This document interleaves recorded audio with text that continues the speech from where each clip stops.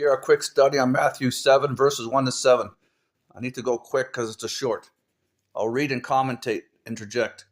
Now, for the matters you wrote about, it is good for a man not to marry.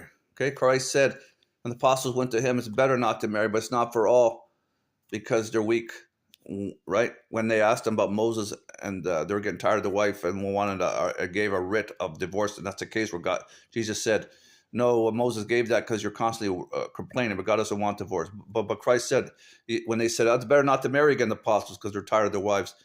And Apostle Paul said, and Jesus said, yes, it's not for all, though, because you're better in Christ. You think more time of Apostle Paul said to think of God, okay? So here again, on verse 1, now for the matters you wrote about, it is good for a man not to marry for that reason I just explained. Verse 2, but since there is so much immorality, each man ought to have his own wife and the woman her husband, okay? Because so you don't sin, right? Because people are weak.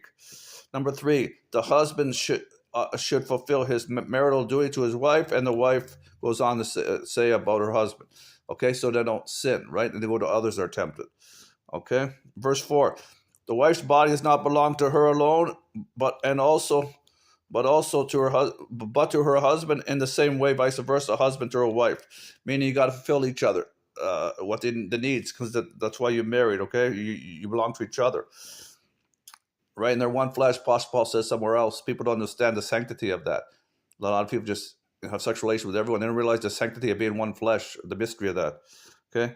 And they make one flesh, a child. In verse 5, do not deprive each other except for mutual time.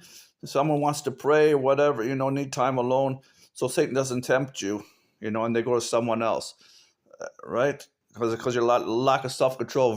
Verse 8, I say this as a concession, but not as a command. I wish that all men were as I am, but each man has given his own gift from God. One has this gift and the other had that. What he means is,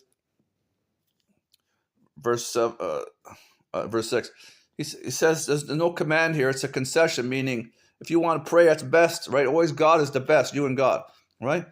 You want to pray, take some time out to fast, spend more time with God. It says here, he concedes that you have to stop and go to your wife because the flesh needs of each other. He says as a concession, not as a command, meaning if you want to go longer, that's number one. But keep in mind the other, what I just mentioned, okay? Okay, bye.